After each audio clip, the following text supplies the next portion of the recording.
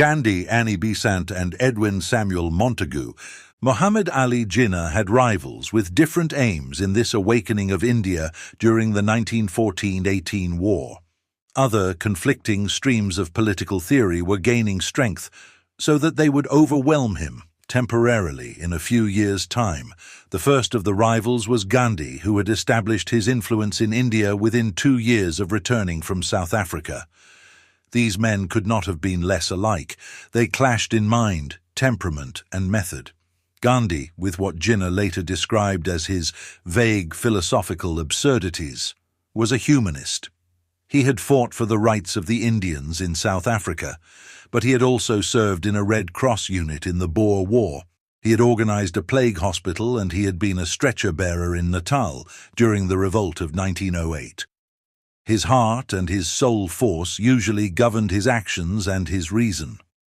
Jinnah shunned emotion and sentimentality, yet in the end he was to hasten his own death in a cause to which he gave his will and his logic as passionately as Gandhi led his disciples with his zeal and his intuition. The difference between them was revealed on an occasion in the far future when Jinnah considered that Gandhi had broken a promise. Gandhi claimed that his inner light had ordered his change of mind. Jinnah turned to his secretary and said, "To hell with his inner light. Why can't he be honest and admit that he made a mistake?" In 1907, the extremists in Congress had been expelled. By 1916, Gandhi's influence was such that they had been brought back again. It was this unity among the Hindus under Gandhi that ultimately destroyed Jinnah's larger national cause. There was another formidable and persistent fighter who shared the scene. At the beginning of 1916, Dr. Annie Besant had begun her Home Rule League, which soon spread throughout India, so that she was able to enlist considerable forces to embarrass the government and hasten Swaraj. In June 1917, Dr. Besant was interned, and out of sympathy for her, Jinnah joined the Bombay branch of the Home Rule League and became its president. He protested against the internment, not only on principle, but also because it was an attempt to intern the Home Rule or self-government scheme framed and adopted conjointly by the Indian National Congress and the All India Muslim League at Lucknow. He resented the methods adopted and the attempts that were being made to silence the people of India from carrying on their constitutional agitation. In Westminster, still engaged in the struggle of war, these events in India were overshadowed by issues of deeper significance. On July 11, 1917, Mr. Austin Chamberlain, Secretary of State for India, resigned following the report of the Mesopotamia Commission, and Mr. Edwin Samuel Montagu was appointed in his place. The new Secretary of State was already informed and aware of India's problems, for he had been Under-Secretary from 1910 to 1914. In 1911, he had visited India and declared his opinions on the subject of British prestige. He had said, "We do not hold India by invoking this well-mouthed word. We must hold it by just institutions, and more as time goes on, by the consent of the governed." Jinnah welcomed the new appointment and said that the selection gave the people of India great satisfaction. But he added a condition. "Before Mr. Montagu sets to work at his task, there should be, in my opinion, a general amnesty declared and all those interned as political prisoners released." Edwin Samuel Montagu had inherited from his predecessor in office a document of great importance, on which Mr. Chamberlain had been working for some time, with the help of Lord Curzon.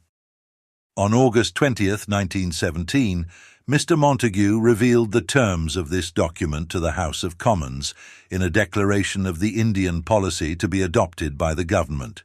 He said, "The policy of His Majesty's government is that of increasing the association of Indians in every branch of the administration and the gradual development of self-governing institutions with a view to the progressive realization of responsible government in India as an integral part of the British Empire." progress in this policy can only be achieved by successive stages. The British government and the government of India, on whom the responsibility lies for the welfare and advancement of the Indian peoples, must be the judges of the time and measure of each advance, and they must be guided by the cooperation received from those upon whom new opportunities of service will thus be conferred, and by the extent to which it is found that confidence can be reposed on their sense of responsibility. There is no record of Jinnah having made any public comment on these proposals for gradual administration by Indian ministers. He was, at the time, concerned with a personal equation. He had been on amiable terms with Lord Hardinge, the previous viceroy, but he did not like Lord Chelmsford, who had succeeded in April 1916. He thought him cold, a fault he could scarcely damn in anyone.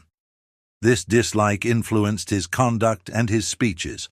Before a big audience in Bombay in July 1917, he chided Lord Chelmsford for his apparent apathy and said that he hoped his words would penetrate the rarefied atmosphere of Simla, the Viceroy's summer headquarters, where he was maintaining a studied silence at a time when India was stirred to its very depths. Lord Chelmsford was observing the awakening of young India with conscientious and sympathetic concern as he worked in the rarefied atmosphere of Simla. Little more than a year after Jinnah had complained of his studied silence, he wrote to the king, "We have here an educated class, 95% of whom are inimical to us, and I venture to assert that every student in every university is growing up with a hatred of us. These are, of course, at present a mere fraction of the population, but each year sees the numbers augmented, and it may well be imagined that their potentialities for mischief are infinite. If we can win these men over to our side, I am convinced that we can only do it by inviting and enlisting their cooperation." This was the view of the Viceroy, who collaborated with the Secretary of State in drawing up the Montagu-Chelmsford Report, which became the basis of the Government of India Act, passed in 1919. In November 1917, Mr. Montagu travelled to India to make his own observations, and to meet the leaders of the various political parties, whom he ultimately extolled in his diary. He wrote of Dr. Annie Besant, who had been released from internment 2 months before. In her white and gold-embroidered Indian clothes, with her short white hair and the most beautiful voice he had ever heard. He thought her very impressive, and he wrote, "It is her activity and her Home Rule League which has really stirred the country up into a condition in which it is no longer true to say that political interest is confined to the educated classes." He wrote also of the renowned Gandhi as a social reformer with a real desire to find grievances and to cure them, not for any reasons of self-advertisement, but to improve the conditions of his fellow men. Mr. Montagu added, "He dresses like a coolie, forswears all personal advancement, lives practically on the air, and is a pure visionary." His description of Muhammad Ali Jinnah was the most penetrating of the three. He wrote, "They were followed by Jinnah, young, perfectly mannered, impressive-looking, armed to the teeth with dialectics, and insistent upon the whole of his scheme. All its shortcomings, all its drawbacks, the elected members of the Executive Council, the power of the minority to hold up legislation, the complete control of the executive in all matters of finance, all these were defended as the best makeshifts they could devise short of responsible government. Nothing else would satisfy them. They would rather have nothing if they could not get the whole lot. I was rather tired, and I flunked him. Chelmsford tried to argue with him and was tied up into knots. Jinnah is a very clever man, and it is, of course, an outrage that such a man should have no chance of running the affairs of his own country.